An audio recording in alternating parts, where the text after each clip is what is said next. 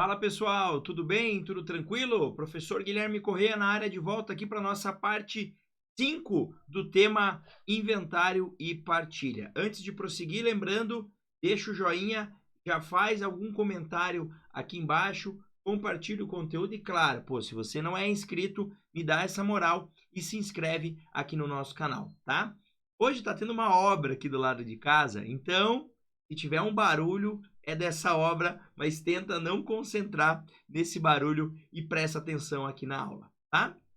Aula passada, a gente fechou com as atribuições, as incumbências do inventariante, o que ele tem que fazer, o que ele pode fazer, o que ele pode fazer com autorização judicial, inclusive.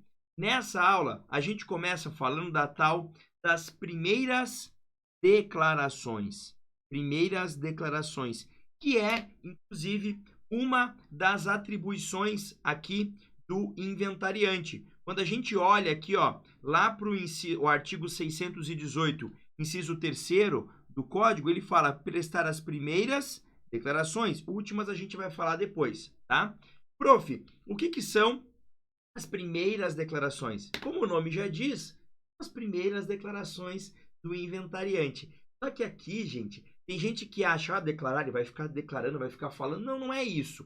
É basicamente expor 3 situações. Situações sobre, informações sobre o falecido, sobre o de cujos, tá? Informações sobre os herdeiros e informações sobre os bens deixados, sobre o espólio. Porque, afinal de contas, quando eu falo no inventário e partilha, eu falo no quê? Em pegar o patrimônio de alguém que faleceu, levantar esse patrimônio, ver tudo que tem sobre esse patrimônio, pagar quem tem que pagar e depois dividir entre os herdeiros. Então, querendo ou não, o inventário e partilha, ele vai interessar, ele envolve, né, 3, digamos, situações, informações sobre falecido, sobre os bens deixados por este falecido e informações sobre os herdeiros. E é justamente isso que as primeiras declarações irão trazer.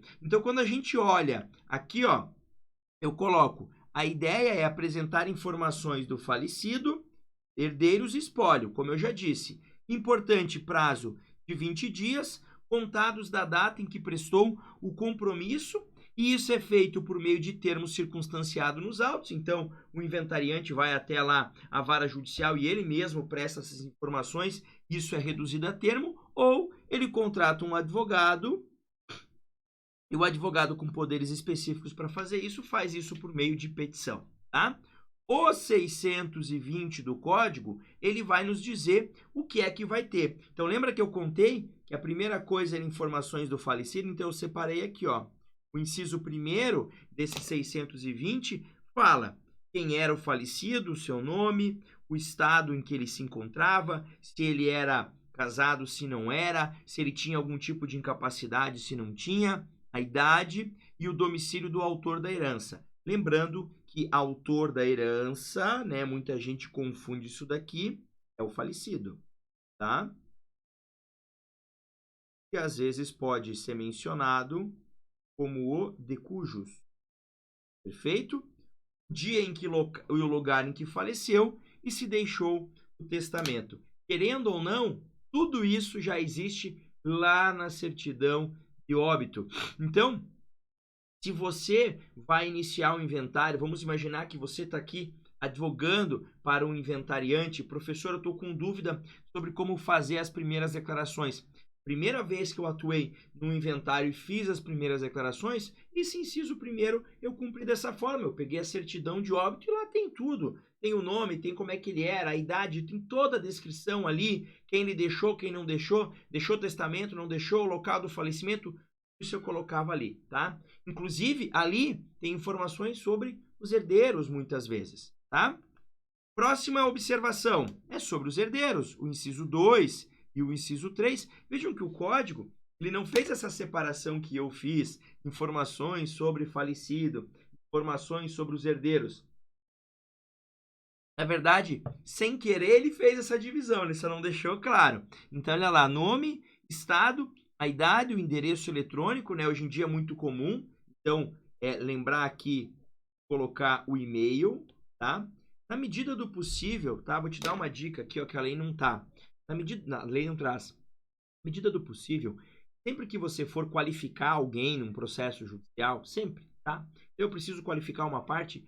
O que eu coloco dessa parte? Gente, olha para o 319, inciso 2, tá? Vai qualificar, olha para o 319, inciso 2º, porque lá tem todos os dados possíveis de qualificação. Segue aquele roteirinho que você não vai errar, tá?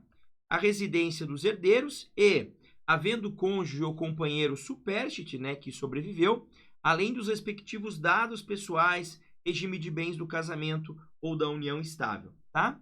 E também a qualidade dos herdeiros e o grau de parentesco com o inventariado. Então, basicamente, você vai dizer, olha, ele deixa como quem são as pessoas que podem herdar aqui, a esposa dele, vai ter direito lá à meação, eventualmente, por exemplo, e 3 filhos. Quem são esses filhos? Explica. Ah, não, ele na verdade tinha um filho pré-morto, então quem vai herdar no lugar são os 2 filhos e mais o neto. Então, ele vai explicar quem são esses herdeiros, qual é o grau que eles tinham. É você mais ou menos expor ali a árvore genealógica da família, dizendo quem são e qual era a relação que eles tinham ali de parentesco com esse falecido. E claro, se tem um testamento, nesse testamento diz quem são os beneficiados, você vai trazer aqui também, tá? Todos aqueles que serão beneficiados pelo testamento também devem vir indicados nessas primeiras declarações.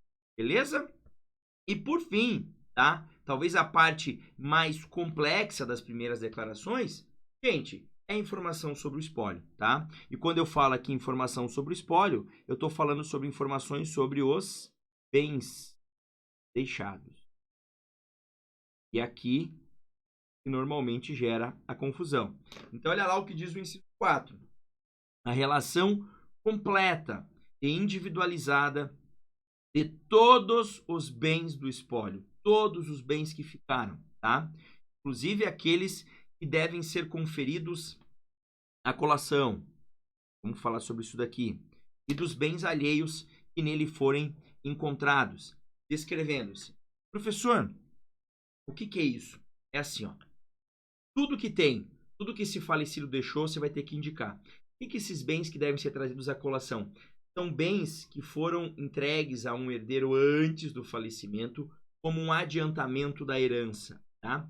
Vai ter uma aula aqui, uma parte do tema inventário e partilha, que eu vou falar só de colações, tá? Então não vamos nos preocupar com isso agora. Mas é basicamente o seguinte, vamos imaginar que a pessoa faleceu, ela tinha 3 apartamentos. O dia que ela falece, 3 apartamentos, só isso, tá? Porra, só, bastante, né? Mas antes de falecer, um ano antes, ela deu um apartamento para um dos filhos, como um adiantamento da herança, tá? Ó, eu vou te dar isso aqui, é um adiantamento da herança, no dia que eu morrer você já tá com esse apartamento, tá garantido, porque você é um filho aí que tem um pouco mais de dificuldade. Vamos imaginar que é isso daí, tá? Quando morre, esse 4º apartamento, ele volta, entre aspas, ele volta para o montante integral. É como se ele ainda pertencesse ao espólio. Então, na hora de fazer a divisão, eu vou dividir 4 apartamentos, tá? Aí vamos imaginar que desses 4 apartamentos, a soma total deles de 3 milhões de reais, cada filho teria direito a 1 milhão. São 3 filhos, mas esse filho já recebeu esse apartamento antes e vale 1 milhão, por exemplo. Então, beleza. Então, esse filho já recebeu a parte dele. Essa é a ideia da colação, mas não se preocupe, vai falar com isso numa parte específica do conteúdo aqui, tá? E aí, quando você arrola os bens, escreve os bens, gente, é especificar ao máximo. Então, por exemplo, são bens imóveis, tem que dizer as especificações, o local em que se encontram, extensão da área, limites, confrontações, benfeitorias, origem, da onde que veio esse bem. Gente, isso aqui tudo você vai encontrar basicamente na matrícula atualizada do bem. Concorda? Então tem gente que complica o que não precisa complicar. Então, professor, se é um bem imóvel, eu vou ter que pegar a matrícula atualizada? Claro, por quê? Porque aí vai ter essas informações que você precisa. Aqui é um pouco mais trabalhoso. Móveis, sinais característicos. Aí é mais difícil. Ah, vai ter que ter o que tinha. Ah, tinha cadeira, tinha mesa, tinha sofá. Vai dizer tudo que tinha a respeito daquilo ali, tá? Descrevendo, porque você não tem registro de uma cadeira, de uma mesa, de um sofá. Então você vai descrever as características. Pode ser com foto, não tem problema. Tem muita gente que faz o quê? Deixou os seguintes móveis na casa, aí tira uma foto da sala, aí descreve a sala. Sofá, uma mesa, aí põe foto. Na cozinha, isso. Vai fazendo essa descrição, tá? Semoventes, por exemplo, animais que eventualmente ele tinha, indica espécie, se tiver ali algum sinal distintivo, alguma raça, nesse sentido, tá? Dinheiro, joia, objeto de ouro e prata, que são coisas de valor, pedra preciosa, declarando de forma específica a qualidade, peso e a importância. Ô, prof, vamos voltar para o mundo real aqui? Às vezes deixa isso tudo e um filho, sei lá, acha que aquele anel da mãe devia ficar para ele, uma filha acha que aquele colar da mãe devia ficar para ela, meio que já pega e isso meio que desaparece. Isso pode ser uma situação de bem sonegado, que não vai aparecer no inventário. Depois a gente vai ver como é que funciona isso daí. Mas em resumo, isso pode acontecer? Pode. Mas o que eu estou dizendo aqui é o que deve ser feito. Então deve se declarar tudo que tem, tá? Aí segue. Títulos da dívida pública, né? Ações, cotas, em resumo, tudo que tiver ali, dinheiro investido, tá? Dívidas ativas e passivas, isso muito importante, né? Ele tem de dívida para pagar e dívida para receber, crédito e débito, dizendo quem deve para ele, para quem que ele devia, tá? Outros direitos e ações e o valor corrente de cada um dos bens do espólio. Em resumo, isso que ele indica, ele tem que dizer quanto cada coisa vale. Prof, mas não é fácil dizer quanto cada coisa vale. Sei que não é. Ele vai fazer uma estimativa, ó. Esse bem vale tanto, esse bem vale tanto. Depois você vai ter momento para impugnar. Você vai ter momento para eventualmente fazer uma avaliação sobre isso daí, tá? E aí, só para finalizar esse bloco, a lei fala de uma possibilidade do empresário individual ou que era sócio de uma sociedade empresária. Olha o que a lei traz aqui no parágrafo 1º desse mesmo dispositivo. O juiz determinará que se proceda ao balanço do estabelecimento, se o autor da herança era empresário individual, para saber quanto valia, né, aquele fundo de comércio, quanto valia aquela empresa individual que ele tocava, e a apuração de haveres no caso de ser sócio de sociedade e não anônima. Porque se for anônima, você tem ali valor das ações, isso daí é mais fácil saber. Quando você tem sociedade que não é anônima, tem que avaliar quanto valeria, quanto que esse sócio teria direito. Ele faleceu, os herdeiros não vão virar sócio, mas vão receber a parte deles correspondente. Então, se avalia para saber quanto que eles teriam direito. Essa é a ideia aqui. Beleza? Então, tudo isso, nas primeiras declarações, a ideia é, vamos abrir o jogo aqui e vamos contar tudo que tinha. Vamos contar quem ele era, o que ele tinha e quem eram os herdeiros para seguir para as próximas etapas do nosso inventário. Beleza? É isso então. Antes de acabar, mais uma vez, por favor, comenta essa aula. Qualquer comentário é válido. Deixa o joinha, compartilha o conteúdo, se inscreve no canal. Prof, por que você pede isso sempre? Gente, eu peço isso sempre porque tudo isso daqui eu faço de graça para você, mas para mim não é de graça. Eu tenho um custo, eu tenho hora aqui que eu deixo de estar trabalhando de forma remunerada para gravar esse conteúdo para você. Eu tenho que preparar esses slides, eu tenho que eventualmente editar esse vídeo. Eu faço tudo, eu que faço tudo. Então eu perco esse tempo, tá? E esse tempo eu deixo de estar fazendo uma atividade remunerada. E 2, eu tenho custo de manutenção da estrutura aqui. Dias mesmo eu comentei, queimou meu monitor, eu tive que comprar um novo monitor, tá? Então, o YouTube, com aquilo que ele me remunera um pouquinho, que me ajuda a pagar isso daqui. Então, quanto tiver mais gente aqui, mais gente assistindo, melhora isso daí para mim, beleza? É isso então, um grande abraço, bons estudos e até mais.